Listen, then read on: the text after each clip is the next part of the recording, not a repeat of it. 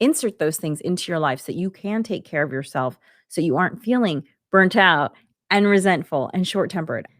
People say I'm a very, upbeat person. I can tell you that if I am not exercising regularly, I am not this upbeat, but I don't notice it right away. But, like, for instance, I am actually on the upswing of recovering from my father's passing. It's been 3.5 years now, and I pretty much just stopped working out when he died. Just stopped. And I didn't notice anything. I guess it was hard to notice because I was in mourning, but I would say it took about 8 months for me to start exercising again, and I had to start slow because I just didn't care. So a little bit was all I could do. About 8 months after my father passed, I started hiking again regularly, and if you follow my personal Instagram, then you see actually, it's also on the BYWG's Instagram, where I go on a weekly hike with some friends, and I've been doing it now for about 3 years, and it's it was such a great way to get back into it because I had friends to help, motivate me to get there, but the reason why I started the hiking was because about 5 months after my father passed, I started to feel the effects of not exercising. I said, "Ooh, my point of view is starting to get dark." I recognize this, and I've had two periods of kind of tiptoeing up to the edge, or maybe not even stepping over the edge a little bit, of depression, one in my 20s and one in my 30s. My father passed, I was in my 40s, and so I recognized what it was. In my 20s, it was bad, it took me a while. I had to have a doctor tell me that I was feeling that way, and in my 30s, I recognized it, I moved back from the edge, and I was in a really good place up until I had been very regular about exercise and everything up until my dad passed, and then when he passed, it just completely knocked me for a loop, and as I said, for 5 months, I did nothing, and that's when I started to feel this little, like, you're feeling blue. Everything seems a lot bigger than it is. You need to exercise." Woo! Starting off with some real talk there. So today it is just me, Allegra, on the Harness the Power of Planning podcast. And the topic is actually about summer plans, part 2. But I do start with talking a little bit about why we started Beyond Your Wildest Dreams and my struggle recovering from my father's passing on the Harness the Power of Planning podcast, starting now. Hi, everyone. I'm Allegra from Beyond Your Wildest Dreams, and my partner, Natasha, is not with us today. She's off traveling. Good for her. Can't wait to hear about everything that she does while she is away. And today's topic is about summer plans, part 2. As a mom, a lot of planning takes place for summer earlier in the year, like March when you're thinking about camps, April. Even now, it's still possible to get into camps, but there's other things that also have to happen for the summer, and I'm gonna talk about that in a little bit. But just to back up a little bit for those of you who maybe are joining us for the first time or watching this recorded, Natasha and I together have a business called Beyond Your Wildest Dreams. We also have our own businesses, and we've been friends for about a decade. And we decided to start Beyond Your Wildest Dreams because at some point about 6 years ago, we just felt like it was really hard to be a working mom and to try and be a super engaged parent, or, just to, be there the way that we wanted to be there, and also show up as, a partner, a daughter, a friend in the way that we wanted to be able to do. And we just felt like there's just not a lot of support in our culture for moms to do this work. We kind of have to figure it out on our own and create our own support system. And, you might be wondering, well, isn't that just how it's always been? And I'm here to say, no, it hasn't always been that way. And in fact, I would say that there are countries today who support working parents and the family structure much better than the United States, and I love the United States, but I do feel like this is something we could do better, and we've done better before. So just to tell you a little bit about historically, during World War II, when all the guys were off fighting, you might remember there was this request for women to go into the factories, and this is when the Rosie the Riveter, like the "We can do it," the woman with the kerchief on her head, uh, was popularized because the United States government needed women to go into factories and fill all those vacant positions. However, most women at that time were stay-at-home moms, and the government stepped up in a wonderful way. During World War II, the US funded universal childcare. Federally subsidized childcare centers took care of an estimated 550 to 600,000 children while their moms were working in the factories. And not only were they taking care of the children, they were also fed there. And then when the moms would come pick them up after a day of work, they were given dinner that they could go home and then have dinner as a family. And it worked so well that actually there were petitions afterwards to continue the childcare programs. However, they were closed in 1946. And the thing is Natasha and I feel like, well, I shouldn't speak for Natasha. I just feel like that if I mean, there are, we always joke there are no handbooks for being a parent. And the thing is, though, it's something that humans have been doing for a long time now, as long as humans have been around. There's some things that we know human children need. Like, human children need to be held. There's so many studies that have shown that when human children aren't held, you know, it leads to issues further down the line. They need to be held. They need to There's a saying, children spell love time, right? They need to spend time with people that they feel safe with. And, I just finished Matthew Perry's autobiography, which it's interesting that I even chose to read it because am not a big watcher of Friends. You know, I don't think I've ever seen a Matthew Perry movie. He wasn't someone that I followed his career, but I'm very interested in the stories of people who, as adults, struggle with challenges that they faced as children and understanding that process. Another movie and set of books that are similar to Matthew Perry's autobiography are written, by Nick Sheff and his father, and the combined autobiographies that they wrote were made into a movie called Beautiful Boy. I feel like Beautiful Boy was the name of his father's memoir, but his Nick Sheff's memoir, the son, had a different name. And oh yes, it's called Tweak: Growing Up on Methamphetamines. So, reading Nick Sheff and Matthew Perry's autobiographies, it was kind of like reading the same story. And really, so much of the reasons why they turned to substances had to do with challenges that they had when they were very young, too young to articulate what they needed to do. And so they pushed it down.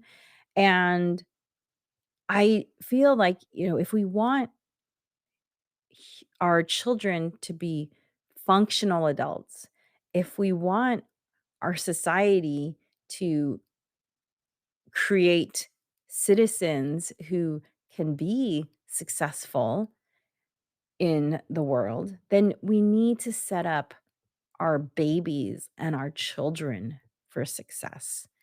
And on the one hand, I absolutely believe we should have federally funded childcare. We should have paid m- maternal and paid parental leave, paid parental leave, like other countries do. Last time I checked, we were one of only 2 industrialized countries that don't have federally paid parental leave. So we need that. We need support in caregiving. I feel like we should have classes in parenting that we can take. They should just be free classes that talk about the physical demands, the emotional demands, you know, communication. We weren't taught communication in school, and really it's something that I feel like should be taught. More of these kind of, what are called soft skills. Like, if you followed us, then you know that I've homeschooled my child her whole life, and she's almost high school age. And there are a lot of things that I've been able to work on with her because I'm her teacher. Things like communication skills and like things like personal finance. I mean, do we real did was algebra 2 have I used algebra 2 as an adult? I don't think I have. But could I have used a personal finance class where we set up a budget and we live that budget? Absolutely. And by the way, I wanna point out this wonderful organization called Moms First. If you don't follow them online, definitely check them out. It's a great place, and they are really working to lobby for some of these rights that will support families and parents in the United States, and we can do better. We can do better. So, that's the goal. So, yes, that's who Natasha and I are, and we're all about, helping moms create the structures that they need in their lives, while also working to support and lobby for systemic changes in our society, absolutely.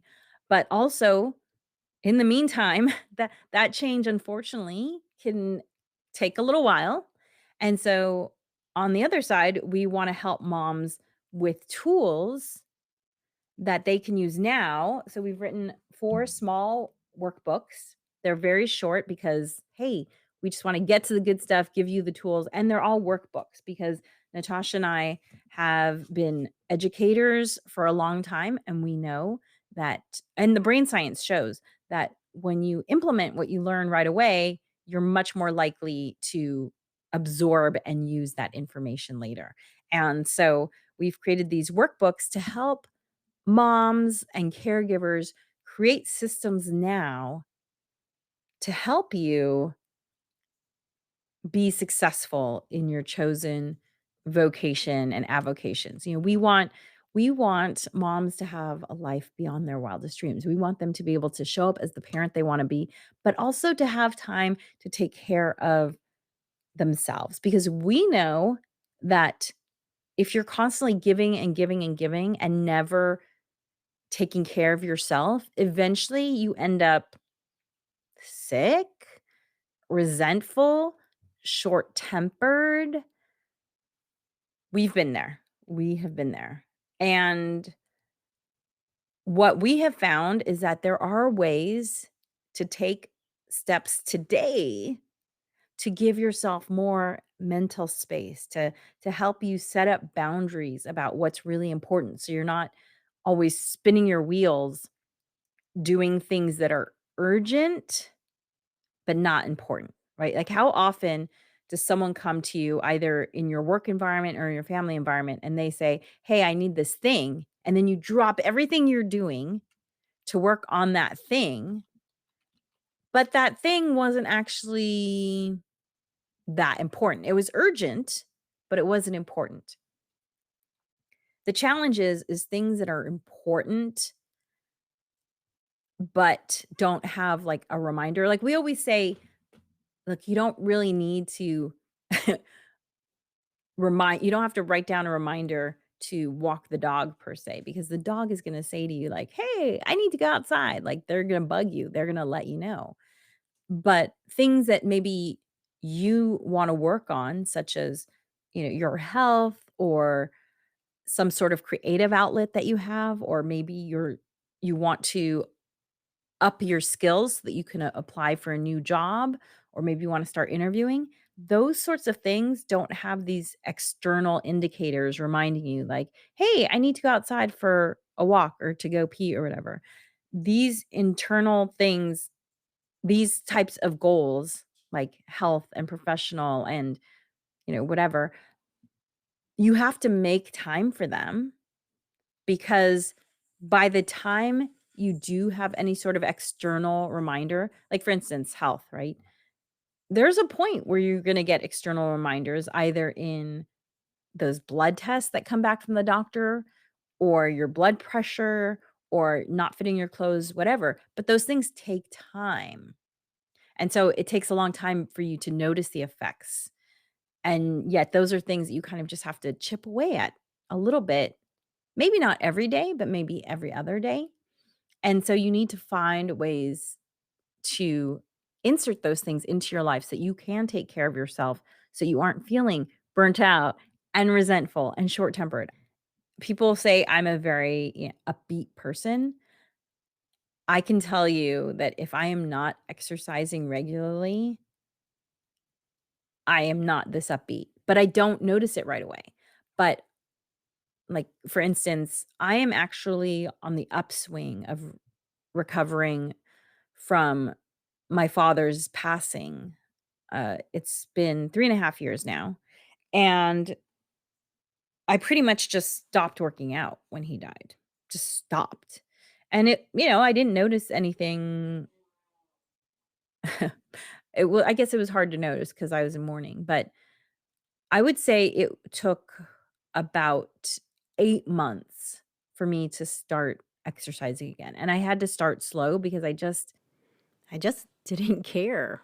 So a little bit was all I could do. About 8 months after my father passed, I started hiking again regularly, and if you follow my personal Instagram, then you see actually, it's also on the BYWG's Instagram, where I go on a weekly hike with some friends, and I've been doing it now for about 3 years, and it's it was such a great way to get back into it because I had friends to help, motivate me to get there, but the reason why I started the hiking was because about 5 months after my father passed, I started to feel the effects of not exercising.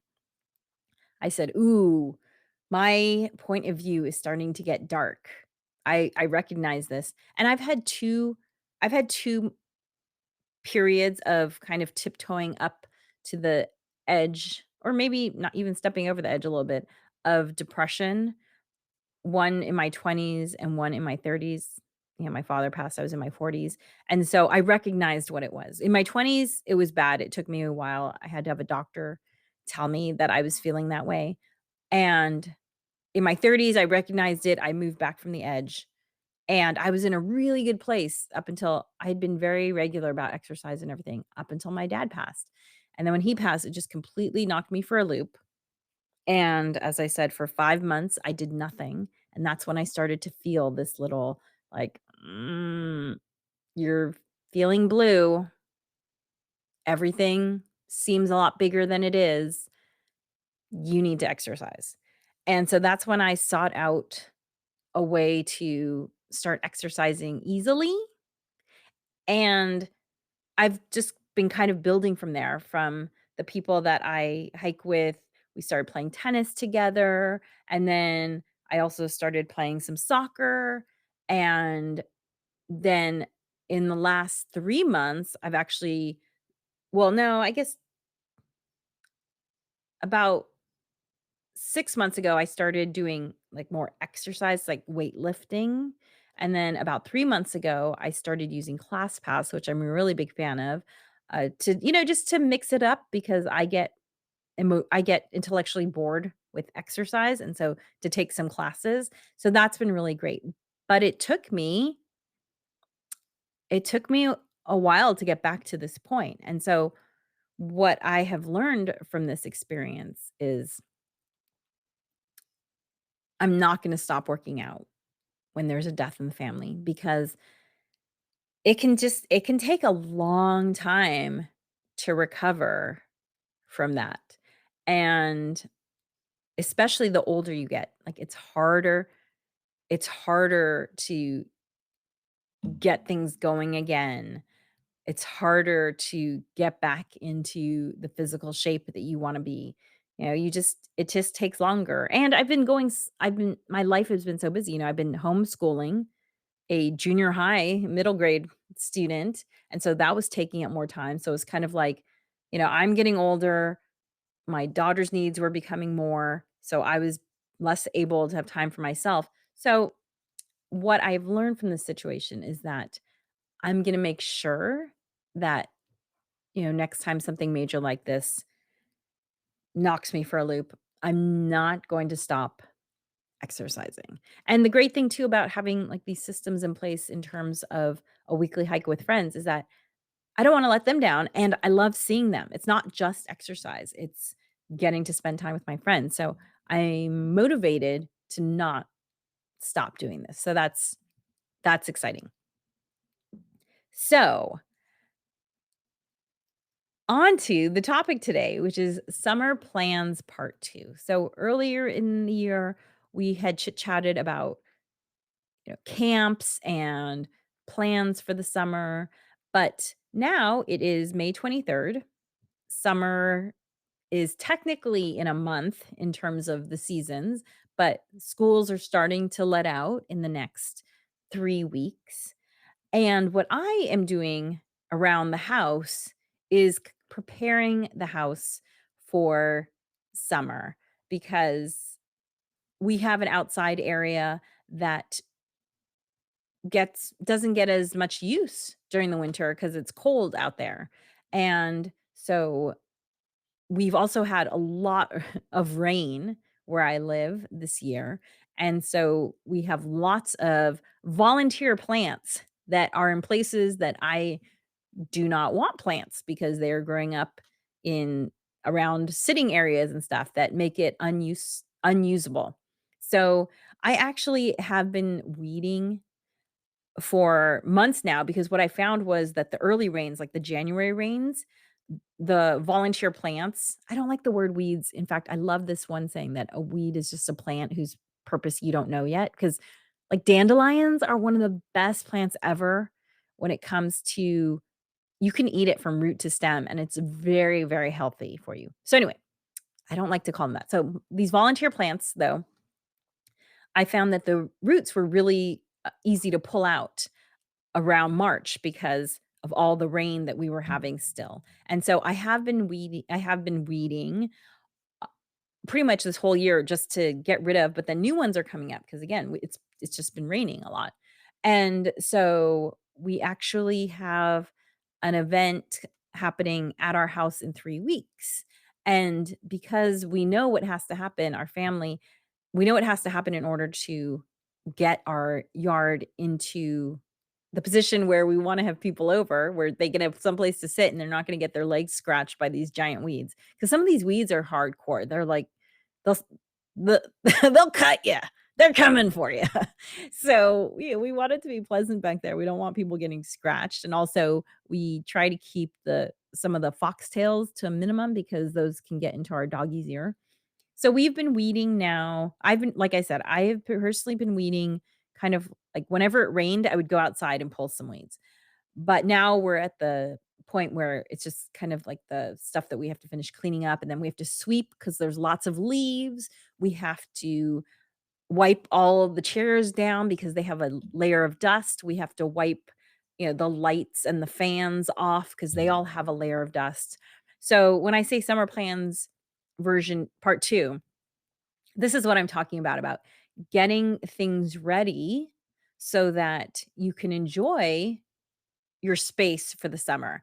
And maybe you don't have an outdoor space, maybe you live in an apartment, maybe you have a patio or a balcony that you also need to, you know, dust or I'm not great at keeping up with plants in terms of pulling off the dead leaves. So this is a great time to pull off the dead leaves, to maybe repot some plants that have outgrown or need new soil. When the soil goes down in a potted plant, it's because the nutrients are being used by the plant to grow. So you might have to lift it up. Even if the pot is a fine size, you might have to lift it up and put new soil in because it needs those nutrients so that it can keep growing and thriving. You might want to, change out your pillows. That can be a fun thing to do as the seasons change. So, take a look around your space, see what you can do in order to help make it prepared for summer. Maybe you want to plan to have some people over. Natasha and I are big fans of having people over in order to force us to take our house keeping to the level that we might not take it to normally. Like my grandmother was the most amazing housekeeper, and she worked too, but she was always on top of it. But she also enjoyed it. I would rather spend my time, you know, hiking or singing in a choir or doing my stand up or something like that. So, I'm not the best housekeeper, but what I love is that the change of seasons it gives me a reminder like, "Oh, it's time to spend some time in that space that you've been neglecting because it's been too cold out there." So, take this time to look around and do that. Also, I do it's still plenty early to spend some time planning things for later in the summer, like maybe a camping trip that you want to do or something. And this is a great place if you go to our website, bywdreams.com. I'll just put it up here. We have a we have in our on our blog, let me find the other link. It's We have 10 tips and packing lists to help make camping easier. So, Natasha and I are huge fans of camping. I've camped I'm actually gonna add another. Let's use this one. You can go right at that tinyurl.com/bywd camping. So, Natasha and I have been camper I started camping about 30 years ago. I did not camp as a kid. So it's been something that I've learned as an adult. I actually almost like died uh from uh from not packing properly and camping and almost freezing or hypothermia. So, I have learned from my mistakes, let me tell you, and we were tent campers for decades and decades and decades, and then, about 4 years ago, our family decided to get a camper van because we wanted to do even more and be more spontaneous with our camping. So, we have 10 tips for camping for people who are new to camping and our packing list, mine and Natasha's packing list, and my packing list is the packing list that I used to use when we would do tent camping. So it's not for people who have camper vans. That's not, we use the same things, but a lot of them just live in our camper van now. So yeah, so check that out. So it's a great time to get a campsite and for those if you've never camped before, you might be thinking about like putting on a backpack and carrying all your water and like trekking in somewhere. No, no, no, no, no. Natasha and I do what's people call car camping, which is where you literally just drive your car up, you park, and there's some land with a tree that you can put your tent under. And there's a barbecue pit. Sometimes some of these sites even have stores. So you can buy firewood there, which actually you shouldn't travel with firewood long distances anyway, because this is how invasive insects get transported from place to place. So it's a good idea to buy local firewood wherever you go anyway, but you can get water, you can even get coffee at some of these places, like brewed coffee. So, we're talking a very low level of camping, like, just dip your toe in. I'm not sure that I'm ever gonna be a pack-in sort of camper, like, I just don't think that's me. I admire people who do that so much, but this is a very low level of camping, it's very easy. Now, there are lots of great websites, Reserve America is one of them where you can go and you can book national sites. Now, the more popular sites do so usually what how these websites work is they open up 6 months before the date that you wanna camp, and the really popular sites, you have to be on that website 6 months before if you wanna get something.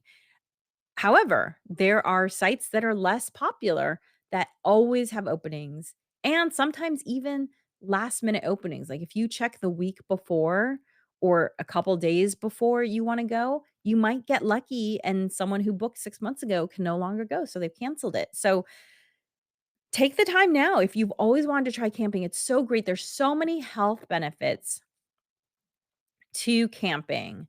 It's a great way to reset your circadian rhythm. It uh I have all of these things listed in the if you go to tinyurl.com/bywd camping, you'll see there, it improves mood, it improves sleep. In fact, studies have shown that children who spend more time outside actually have better eyesight too. So, go there, check it out. Camping is so fantastic, and yeah, get a site. If you can't get one through Reserve America, there's also recreation.gov is another website because some of the it depends on if it's like a national park versus like a state park. There's also Reserve California within California, so whatever state you're in, you probably also have those kind of websites. Also, if you have your heart set on camping and you can't find one at any of these public locations, there are private campsites. One that we've camped with is called Thousand Trails. They have campsites all over the states, and the campsite we've been to with Thousand Trails had pickleball courts, they had a pool, they had a camp store, so that might even be easier for you. And there are also if you go to hipcamp.com is kind of like a Airbnb for land. Because literally, like Hip Camp, it might just be, "You can park your camper van in our parking lot, in our driveway." So, however, there are also people who just own land, and you can camp on the land. We've done Hip Camp. It's been a mixed experience. It's always been a great experience in terms of the campsites themselves, but sometimes because if the hosts live on site, that can yeah. So it's like Airbnb. It's a mixed bag. However, if you can't get let's say there's a place that you wanna go, it's a popular site, and you can't get a campsite at the campground, Hip Camp and Thousand Trails will always have availability. I've never wanted to go camping and not been able to find a site if I go through those 2 web locations. So, yeah, there's always a way to find campsite. My final tip in terms of summer plans, part 2, is to think about if you this is a great time to think about how you might wanna start thinking about the end of summer. My child is actually transitioning. She is going to be going to a regular school in the fall, and a big change for her is going to be what time she gets up in the morning. And so I have already put into my calendar that starting on this date, we are going to start. So it's 2 weeks before school starts. I've already put in my calendar, we're going to start getting up earlier and earlier so that by the time school does start, it's something that's easy for her. I also have a list of things that we're going to be working on this summer because although my child has been working on typing for a couple of years, she is not typing at the level that I would like her to be at this point, and I'm basing this on my own typing skills that I started acquiring in 7th grade, and so I just know that I was further along with my typing proficiency than she is. So, typing is one thing that we're gonna be working on this summer. We're also going to be working on math because she knows how to do a lot of things, but she doesn't always know when to do them. And I want her to have a level of mastery. Like she was complaining about this the other day, and I said to her, "What's 2 plus 2?" And she said, 4. I said, "Okay, now If you have x squared plus x squared, what's that? And she didn't get it right immediately. And so I said to her, you need to have the 2 plus 2 level of mastery with the x squared plus x squared problem. And so we're going to be working on some math skills, just reinforcing those so that she's really prepared. And then the third thing we're working on is some writing skills because we've been working on writing essays, but I would like her to have a higher level of proficiency with that. And so those are the three things that we're working on. And as I mentioned, 2 weeks before school starts, we're gonna start working on getting up earlier and earlier, and these are all things that I have put, you know, in my planner. If you've seen us talking before, we're huge fans of paper planners, and so these are things that I have written down in my planner. So, write those down. And the final thing I would say is maybe you wanna have some sort of end of summer get together. Maybe you wanna host a pool party, a barbecue, or even I've done this before, really fun, where we close off part of our street. I talk to the neighbors. We close off part of the street and we just invite friends to bring their scooters and their bikes and just the kids just bike around. The parents bring out lawn chairs. We sit, we hang out, people potluck it. Maybe there's food, maybe there's not food, but it's just a fun way to just kind of cap the summer off and say, that was a great summer. And just to think about it and just to, okay, we're ready for school time. So, Summer Plans 2.0, there's still not 2.0, Summer Plans Part 2, there's still lots of things to think about and ways to enjoy the summer. Thank you so much for joining me today. Natasha and I will see you together at our usual time next Thursday, 9:30 a.m. Pacific, 12:30 p.m. Eastern. Thank you so much for joining us and dream wild, wild dreamers. Thanks for joining us for the Harness the Power of Planning podcast. Be sure to like and subscribe wherever you listen.